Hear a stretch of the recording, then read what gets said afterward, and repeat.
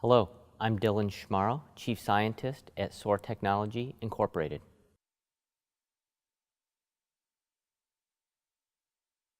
I originally got interested in simulation through naval aviation and really focused on how we do aviation training in the United States.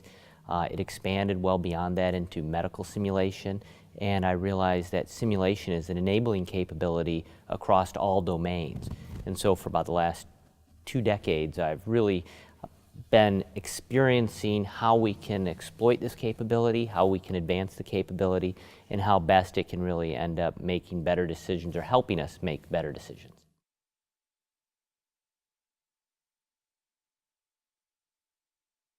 Well, I'd say there's at least 3 different ways that are distinct that I find that simulation has really had an impact.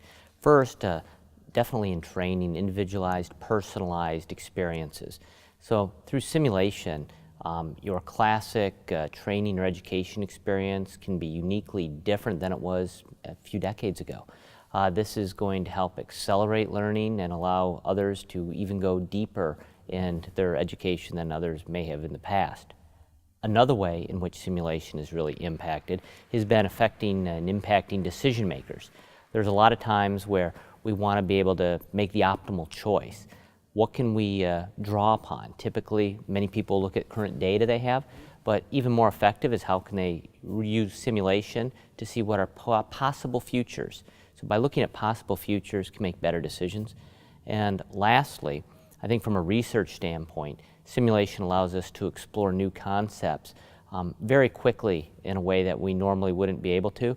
So often, I think many people in general population see simulation as being challenging or something difficult to do, but really we've been doing simulation for eons. It's just that now we have advanced computers that allow us to do it. And this capability allows us to, in essence, live many lives and explore many possibilities. And it's that type of research that I think is really helping advance overall many different disciplines.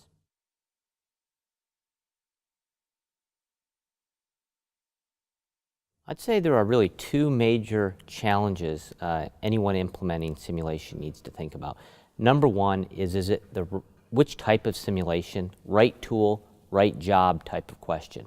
So there are many types of simulation, and far too often someone can accidentally make the mistake of thinking a simulation isn't appropriate, but really there probably may be a more appropriate simulation.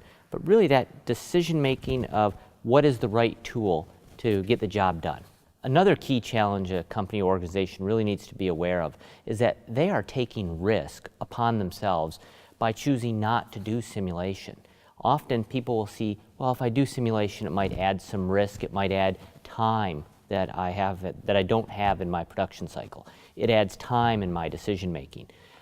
That in itself is a very risky statement because the whole purpose of simulation is to reduce that type of risk, to expand the possible space that you can understand and operate in.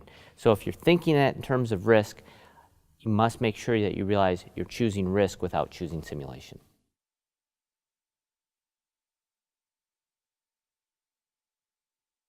In the future, I think we're going to see simulation playing a much broader role in industry.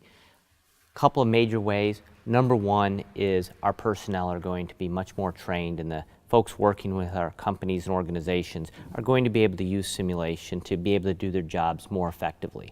Second, I think individuals and companies can find better matches, putting the right person in the right job. This is going to give people a lot broader experience and awareness of tools to make sure it's the right fit for the company, the right fit for the individual. And lastly, I think you're going to see a lot of optimization in terms of production cycles as well as process cycles. And I hope that as we adopt these things, we're going to get other opportunities and benefits that we can't even imagine now.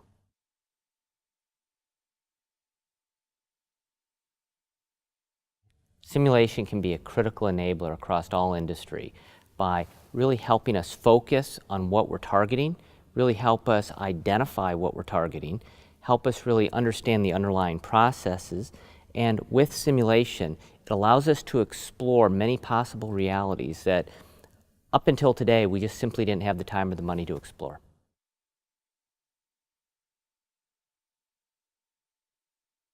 South Australia is in a unique position as a global player in simulation.